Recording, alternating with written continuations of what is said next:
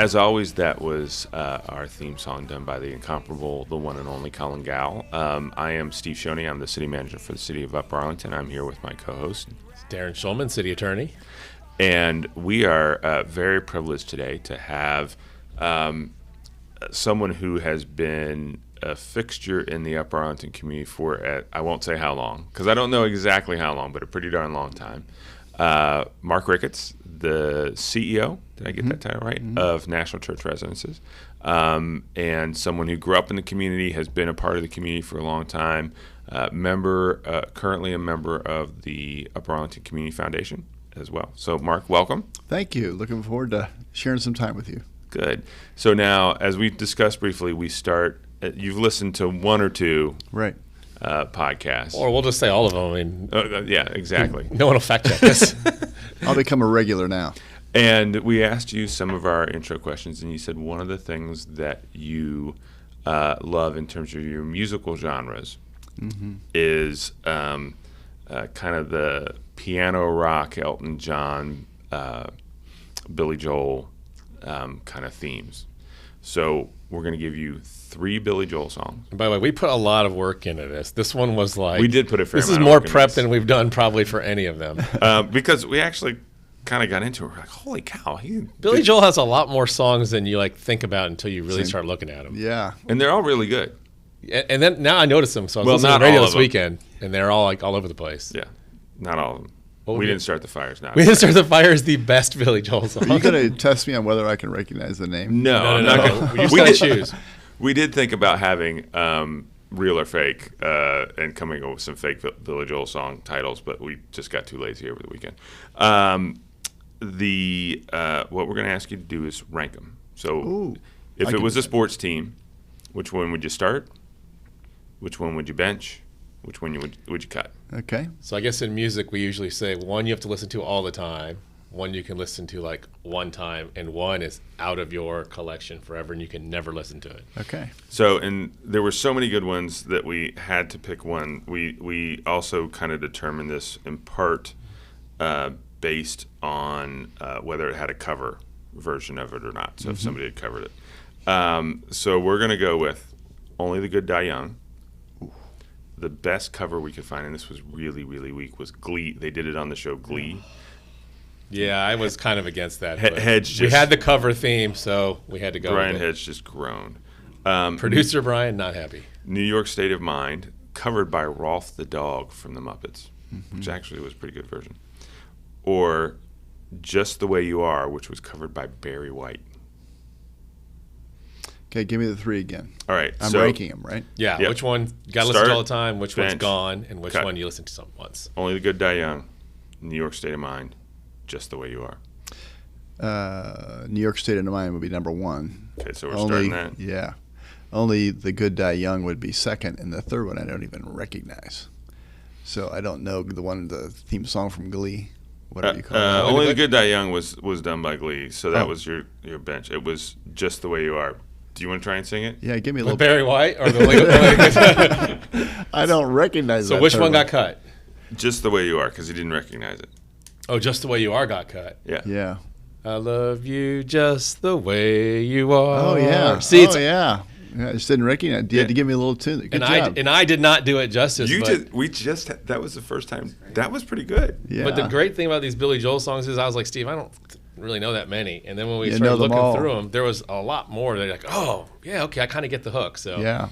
And So you those want- two tour together now a lot. So if you go to a concert today for Billy Joel, it's often Billy Joel with Elton John. They're real common. yeah, they do like a joint. They do. Have you ever been? Yes, I have. I've That's been like to, a thing people have to mark off their list, right? So I married my Upper Arlington sweetheart. So I met her in sophomore year of high school. And the first concert I ever went to was my freshman year of college, and it was Billy Joel in the Cincinnati, I don't know what they call that, convention hall down there next to the river. And it was wonderful. Down at the old Coliseum. Old Coliseum. Is it still there? They rebranded No, I think they took- it. Did they? Different name, but it's still there. Yeah. Still there. Okay. the one right across from the stadium? Yep, Okay, right, yeah, right there. It is Yeah, still there. down Yeah. in At least it was 2 years ago. I went to a Yeah. baseball game. Yeah. So I have a question for you that's kind of so we got Billy Joel, Elton John. I see how they kind of fit in that piano, Right. rock genre. We were trying to think of a third to pair with them to make you cut them, but we couldn't we're not knowledgeable enough. Who would be the third person to kind of fit into that? Well, my theme was the piano rock. Yeah. And I can't name a third one that did the piano rock. So Yeah, this we is couldn't come up with one either. 1976, Yeah. something like Because that. then we were going to have to get into yacht rock. Yeah, and I didn't think that was the same genre. Well, the genre hit that you don't want to talk about is the Bee Gees, and all of that was coming in Yeah. at that time. What's that music called again? Well, there's disco. Disco. Yeah. Took disco lessons in college, if you could believe it. My wife and I went and took disco lessons. To What try is and involved dance. in a disco dancing? Dancing? Yeah, you learn how to do disco moves. Like Saturday Night Fever style? Yeah, John Travolta style, and So crazy. you realize that I know at least one member of your team, probably multiple members of your team, that are going to listen to this. Oh yeah. Have you retained any of those moves that when you go back to work you can flash? I will dance at weddings. Here I'm 63 and I still dance at weddings. So what is your go-to move when you dance? Is it the point? You know, the point up down thing. Is that real or is that? Well, you did learn that in disco lessons, but no, I don't do that anymore. My wife will I start tossing her around and she thinks, oh no, we're not going back to college, are we? But yeah, we really enjoy dancing. You are literally the first person that I've ever met who took disco lessons. I didn't know that. I didn't know they made those. You know, I've heard of like swing dancing and formal dancing, but You got to have some baby boomers to get this right. So we're going to throw out piano. Yeah, rock. go. What are your favorite disco artists? I mean, the Bee Gees. Well, Bee Gees would be one of them. Probably the only one that I would be willing to say out loud, because most of them were one-hit wonders during that period of time. You wouldn't be able to name very many other bands that did that. So that Saturday Night Fever soundtrack was on my heavy rotation list in college. It would depend on whether you were willing to blend into funk along with your disco, whether you could find some non-hit. Well, I'm not wonders. sure I know musical genres very well, but at the same time that was coming out, there was Earth, Wind, and Fire. Right. Came out, and I would never call that disco, but it was dance music. Right. And I went That's to where I see was Earth, Wind, and Fire at in University of Dayton, and it was one of the best concerts I ever saw. So here we go full circle. Almost exactly a year ago, we had Floyd Akins on. I don't know if you know. Yeah. Floyd is he would claim to be the world's biggest Earth, Wind, and Fire. Oh man, I miss him so much. That was I don't know what happened I think the band broke up maybe 10 years after my college years, but the music was incredible. The shows were incomparable. One of the best things to visit personally.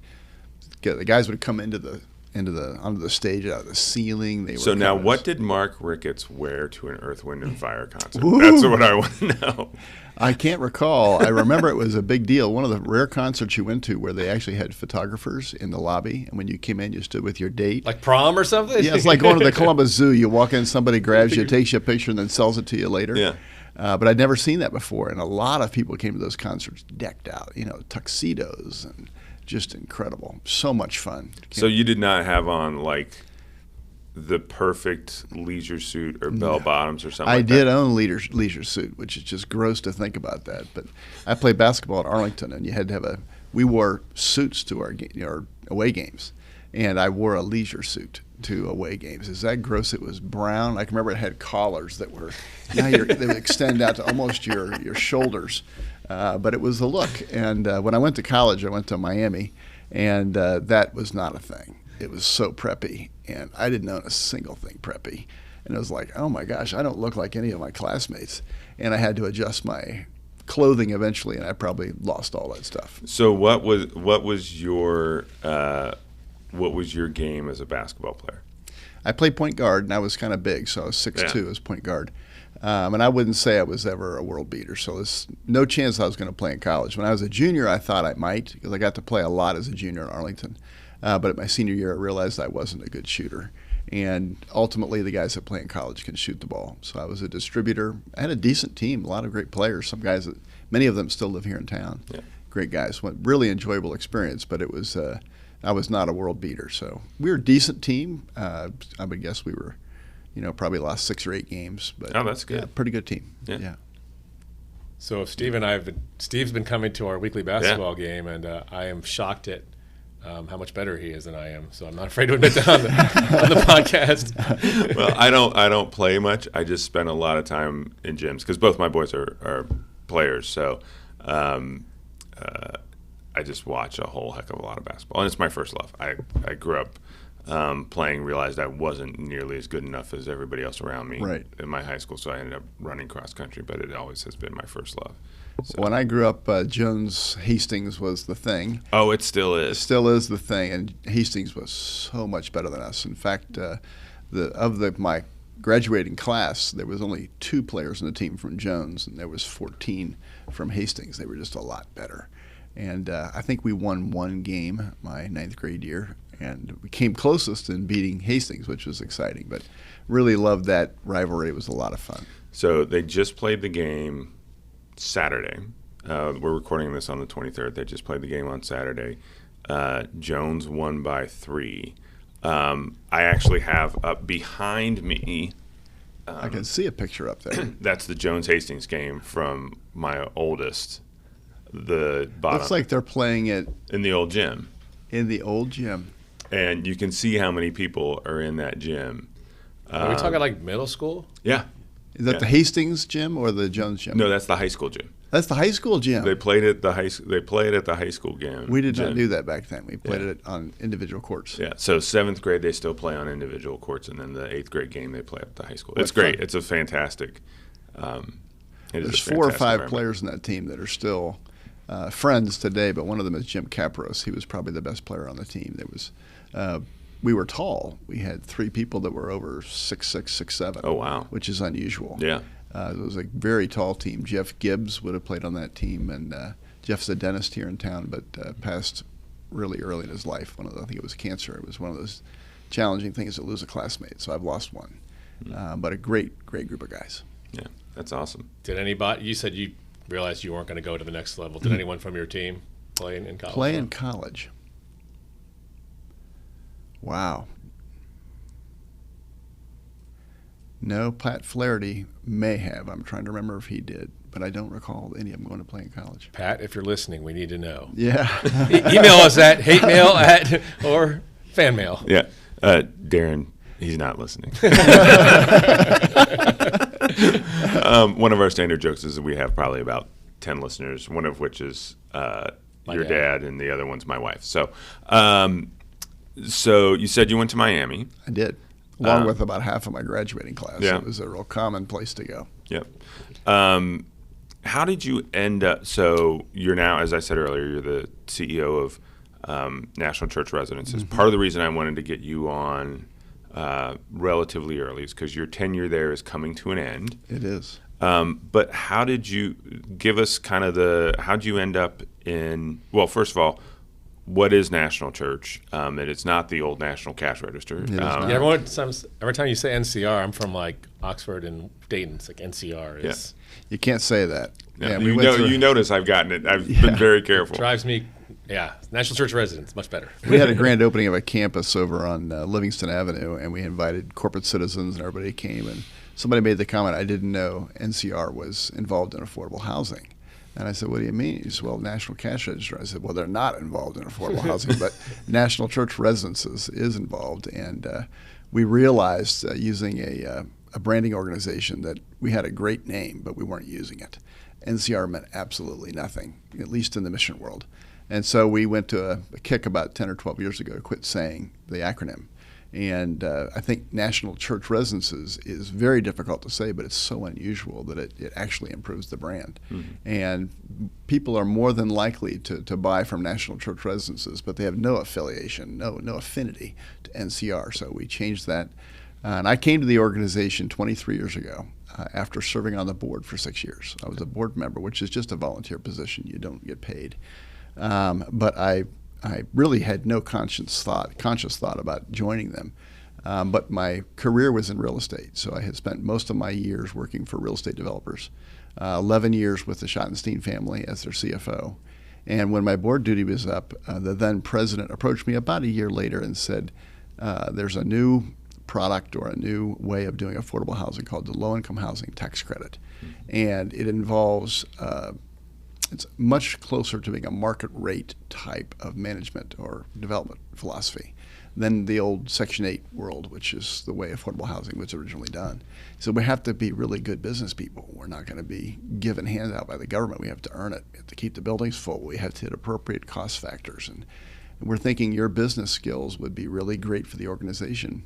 Would you consider coming here? I'm thinking, do you want me to be your CFO? Because that's what my training was. I knew finance. And he said, no, I'd like for you to come over here and do operations. And I thought, well, that's really unusual. It's really hard for an accountant to kind of cross over to do operations. And I talked with my wife about it, and I said, I'm in a wonderful spot career-wise. There's really no reason to do this whatsoever. And we both, for us, it was a faith call, the idea that this would be a good use of a life, to go do something that has more meaning than just developing your next office building, your next shopping center, your next industrial park. And we talked about it, and I said, this may be a career mistake, but I kind of feel led to do it. And so we looked at each other and we said, well, let's just do it. It was a pay cut. It was a small organization at that time. We had about 10,000 seniors at the time. Today we're at 47,000 seniors. So I've seen incredible growth. But I knew the CEO, Tom Slemmer, as a child. We went to the same church. His wife taught Sunday school to me. And so I knew them personally. I knew a little bit about the mission. So I kind of took what you and I might call a career flyer.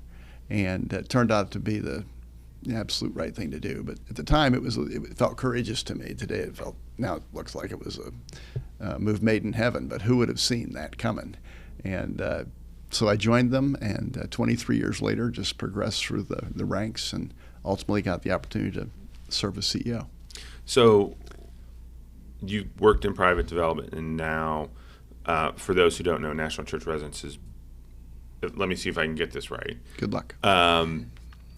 Your primary business is developing housing for older adults. It's 99% of what we do. And a large portion of that is mixed income or affordable units, and it is a not-for-profit organization, kind of mission-driven organization to provide quality, affordable housing for older adults. Did I get that right? Yeah, you got that right. So, what's your footprint? Our footprint, we've been shrinking a little bit, selling off some remote states. We're in 28 states about 4 years ago. Today we're down to 25. We're no longer in Colorado. We're getting out of Washington State, and in Idaho, a couple of states where we're really remote. We've been shrinking down to what we would call core markets. So if you were to say, where is the largest presence of National Church Residences, it would be Georgia, Texas, Ohio, Michigan, Pennsylvania. We have 1 or 2 locations in 25 states, but we have a lot of units in Florida, Georgia, Michigan, Ohio, and Texas. That would be dominant. I'd say that qualifies as national. Yeah.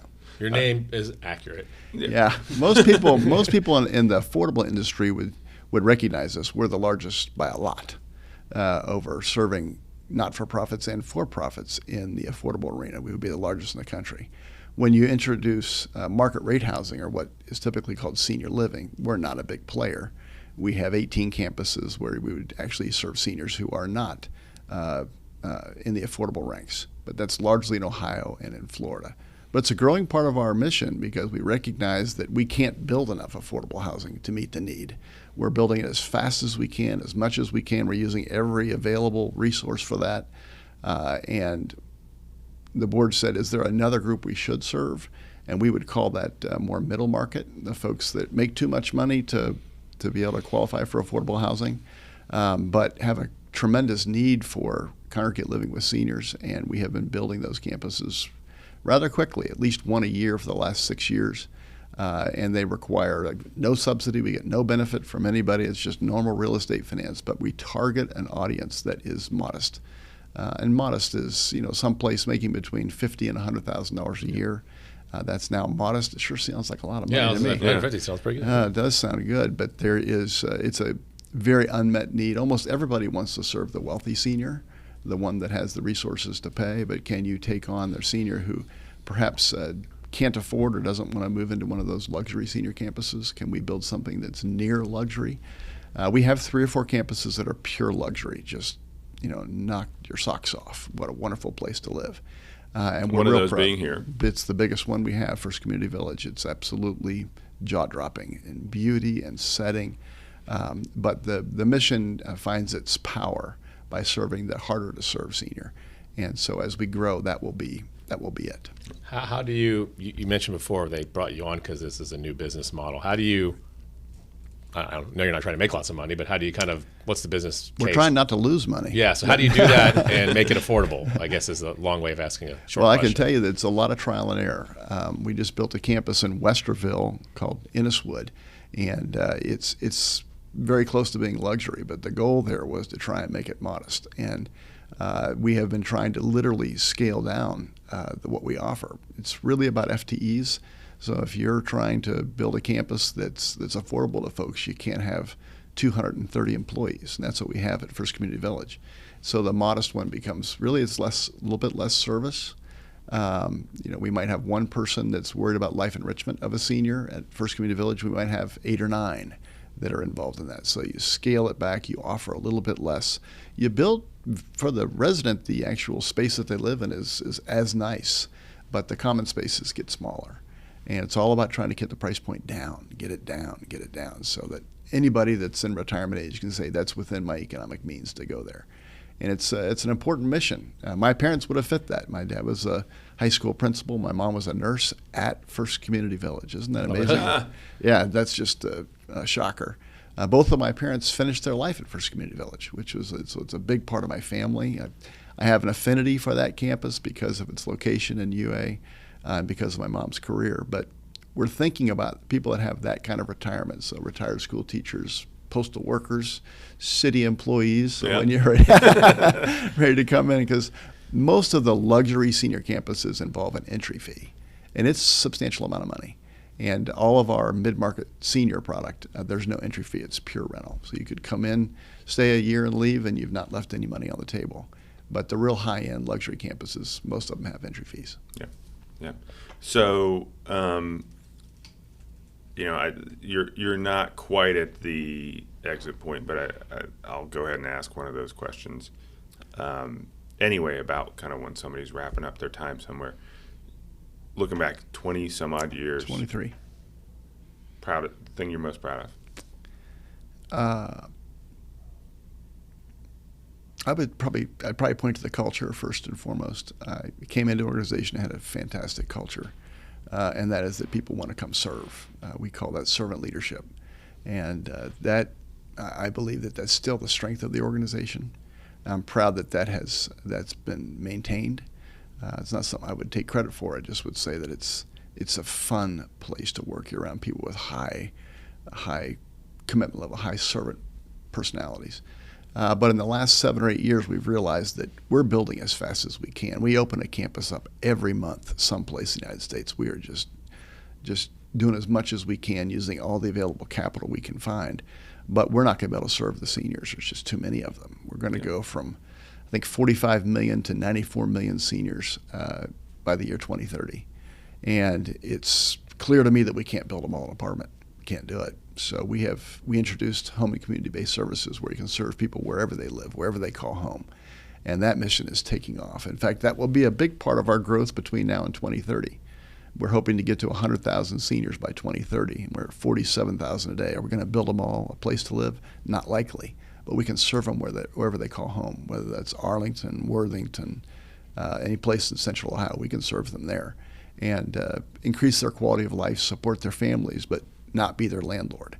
And I'm really proud of that mission. It's constrained today based on workforce. Virtually everybody in this current employment environment knows it's very, very hard to find the workforce to serve. But if we can get the right people and we can give them seniors are demanding it, families need support, and it's a great growth mission. Yeah. Well, and you and I have talked separately that I'm going through that transition with my folks right now. They're down in Cincinnati, and I looked really hard. I was like, "Oh, does National Church have a property that would?" They don't, but I'm moving them into Maple Knoll. You did. Well, they're moving not this weekend, but the following weekend. So we're heading down, and you're exactly right. There's never enough units, and so it's about how do we find ways to keep people in the home. And moving into a unit is the right solution for them. But it is for a lot of seniors, but I will tell you, if you were to do a survey of seniors, and just in Arlington, you'd say, how many of you plan to finish your life on a senior campus? It would be woefully light. Yeah. I would say 10 to 15% think that's where they want to finish. Yeah. So that means that 85% of them want to stay home. Now, ultimately, they make a different choice when they realize that taking care of home is really difficult, and my son can't come over every night to help me, or my daughter can't live with me, and they begin to realize that I would rather be someplace where I could get some help and not be a burden, and that happens a lot. And our average move-in age in our senior living campuses is probably 83 years old, so people make that decision late in life. Back 25, 30 years ago, people might have moved into a senior campus at 75. Part of that is that we're living longer, living more healthy, and there's a lot of beautiful seniors at 80 years old. Yeah. But I would tell you between 80 and 90, things can get tougher, and you need some help, and that's where a mission jumps in. Yeah. Well, I also have, actually, my dad, shout out to Superfan, he sent me an article about how there are advantages to like the social aspect of it. Incredible. So I can be in my house and take care of it, but being with the people and having the friends, I mean, that sounds like something you provide. Absolutely. Well, we don't. The seniors provide it. We have the space for it. Yeah. We enable it. That's right. And I can tell you, during COVID, it was one of those more challenging times in my career, trying to protect the campuses from the input of the disease, and it scared me to death because it was a hidden killer. And but today I can look back and say, wow, the safest place they could be would be on a senior campus. But early in COVID, it was, oh my gosh, if you're at a campus, you're going to die. Well, that is not true. The study was done by Northwestern University on comparing seniors that were community dwelling and those that were living in an exclusive campus, and the disease was far less invasive in those campuses than it was in the community at large. And we couldn't celebrate that because everywhere you looked, it was a headline for another nursing home that had an infection. It was easy pickings to look for where the disease was. But today we know that was the place to be. And all those seniors that lived through it would tell you, I'm glad I'm here. My life was not shut off. And granted, we didn't let a lot of people into the campuses during that time, but they had an incredible fraternity and sorority of friends. And it kept them alive. Honestly, that was a very lonely time. And we figured out how to use Zoom and FaceTime, and life got better that way. But it was a tough season. Yeah. Well, and I do appreciate the fact that you guys are focusing on that home and community-based care, because that's something that at the city, we try really hard to do ourselves with a lot of our programming through the senior center and through our CARES program, and then we partner a lot with the Commission on Aging. Yes. They're starting a village program, which is kind of a coordination of volunteers, and love it. There's so much that has to be done because, as you said, people are living longer, they're living healthier, they want to be in their home. They do. And it's about having the portfolio of choices for everyone so that people can find their own choice at the right time for themselves. Now, I would tell you that the vast majority of seniors will leave their single-family home. And during I guess you would say the 80s, there's an awful lot of Arlington families that moved out because we didn't offer a second choice. Mm-hmm. You lived in a single-family home, or you moved to Dublin or Hilliard to try and find that other setting. My parents actually fit that. They moved to Hilliard when they hit the year where they didn't want to take care of their house. Yep. But you've been making a big difference with looking at a little bit more density, a little bit more height in the city. You're allowing seniors to stay home, stay near their church, stay near their grocery store, their post office, where you build an awful lot of deep friendships. You don't really want to move to Hilliard and Dublin when all your friendships are here. So the changes you've been making have been felt, and I don't think we're anywhere near done, but I think density helps. Not every senior, not everybody that lives in Arlington wants to mow a yard and clean out the gutters. But not every not senior who lives in Arlington wants to mow a yard or clean out gutters. Yeah, well, and as you know, my wife does work in this area, and she constantly reminds me that the number and quality of your social connections is a higher predictor of your health in later life than whether or not you smoke. Yeah, we call that social determinants of health. And you're a healthy senior when you have a healthy friendship ring. Yeah. You're a sick senior when you get lonely. Yeah. So we just managed in the space of 2 points in the conversation to call out your dad and my wife, so we're good. Our listeners are happy. Likability score up. We've said it. Yeah, your wife's an academic in the College of Social Work at Ohio State, churning out social workers, and we have 475 social workers that work for National Church Residences. Isn't that amazing? That is absolutely amazing. It's all fantastic. About social determinants of health. Yep. Yeah. All right. One other question before we get to our last two questions. So when you retire, are you planning on using your disco skills, or is there some other thing that you and your wife have planned for retirement? Yeah, I'm retiring in June 30th. Yeah. And I wish I could tell you that I had a really great laid plan. Yeah. It's more about the leadership team that we have. You know, it's not unusual in our industry for people to work well into their 70s as leaders. But an organization our size, an organization that's aggressively growing, needs to have incredible ambition in the leadership role. And I wouldn't say I've lost my ambition, but I'm aware that I have an incredible group of people that work with me that are ready to lead, and I don't want to hold the team back. So probably a little bit is looking at the talent around me and saying they're ready to lead. What am I going to do with retirement? I doubt if I'll retire. I doubt if I'll kind of become a golfer and move to Florida. Yeah. I have grandkids. I'll involve myself in their lives. You probably got a little hint that I have a life of faith that really interests me. And I'm involved in several things that I'll probably expand on. But I don't really have a very good plan. I've had a number of phone calls from folks saying, would you come do some strategic planning with my organization or do some interim leadership role? I don't see myself doing that. If I'm going to stay in the industry and lead, I want to stay at National Church Residences. They are the national leader.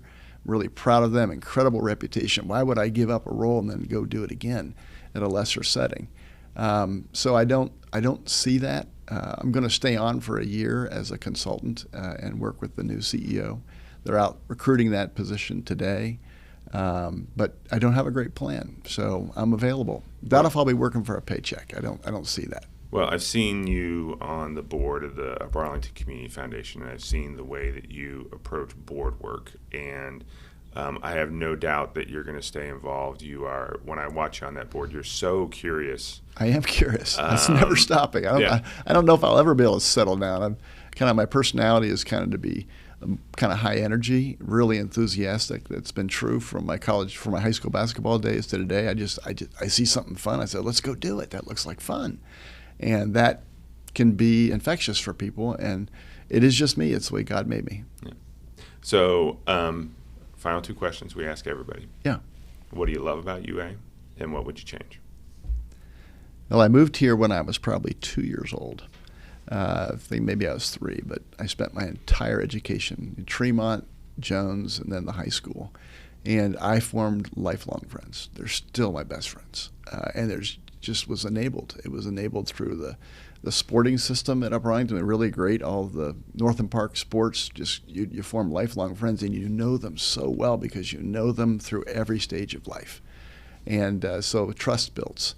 So I would tell you the best thing about it is the families and the culture that's in Upper Arlington. I know that there's this reputation of it being wealthy or snooty. I didn't see it, never felt it, and I didn't grow up in a wealthy home. I found friends, just salt of the earth, friends and family. So I would hope that would never change, but I don't know what causes that. I don't know why that happens. It may happen naturally, but it's a wonderful place to grow up. So all my memories are the freedom of living Upper Arlington. I rode my bike to school. Took my bike to the pool. I took my bike to basketball practice. I always felt so safe, and I just felt like the world for kids was just incredible. So please don't let that go away. Great high school education. I had a good college career and now a pretty good career after that, and I'd say I was prepared at Upper Arlington for that. Great teachers, so I wouldn't want that to see that decline. What was your second question? What would you change? What would I change?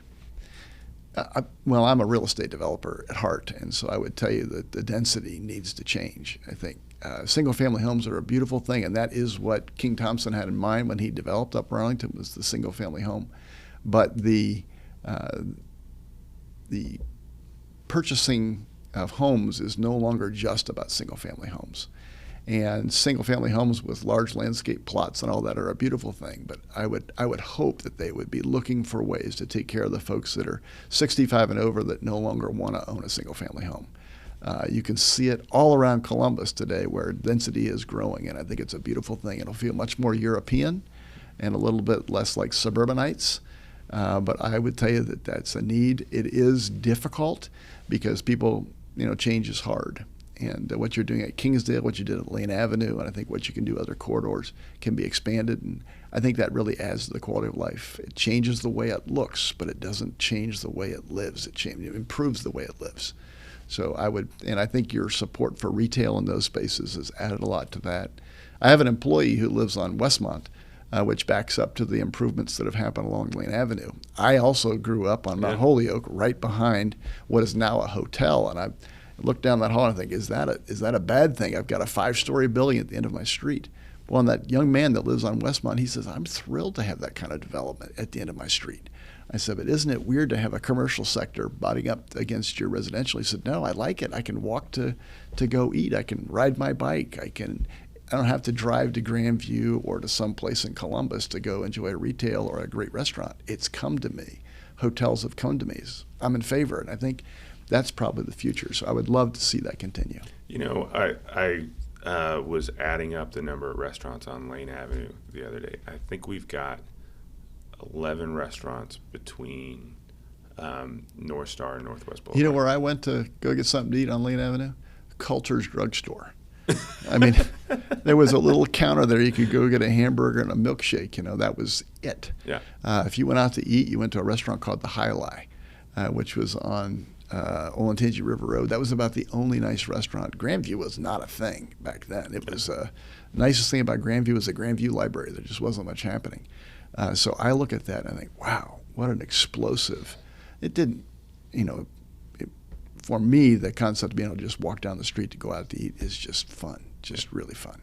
Well, and as I think our hope is this year to start talking about having a similar transformation on Henderson Road. How do we set the stage so that the private sector can come in next year, 5 years, 10 years, I don't know when, but set the stage so that they understand the rules of engagement, and we've got appropriate zoning to really It's an incredible location for real estate. It has had precious little redevelopment. Yeah. In my years, it's kind of the borderline between Columbus and Arlington. And, when I was a kid, Henderson Road's the end of the earth. There was nothing north of Henderson Road. And then they built Sawmill Road, or not Sawmill, Bethel Road, and then it kind of came alive. There was cornfields and apple trees north of Sawmill. And what I see has happened there, what a great location for families to grow up. I don't know if you ever would do annexation of that corridor, because the north half, I think, of Henderson is Columbus, and the south half is you. A little hard to get it moving, but I think you're on the edge of doing something really great. Yeah, I think we can, I think we have shared interests with Columbus there. I think we'll be able to pull off doing something together. So. Well, we're part of that. I know. You guys do bookend the city. I mean, so you've got the First Community down on the south end of the city, and then your headquarters is up on the north end of the city. You should know that National Church Residences got its start actually in Grandview. There was a church there called Boulevard Presbyterian Church that started. The pastor there is the founder of our organization. But his first office, when he gave up the pastorate and decided that this mission work was going to be his job, he built it on Northwest Boulevard. We actually rented one of those brick things that was like a condo on Northwest Boulevard. So we started on Northwest Boulevard, then we moved to our location off of Henderson Road, and we've been here for 61 years and never anyplace else. That's awesome. Who would have thought that mission work for the entire country of affordable housing for seniors would start in Upper Arlington? Yeah. And that's part of why we do this podcast, is because people just don't know these stories. So thank you for coming on.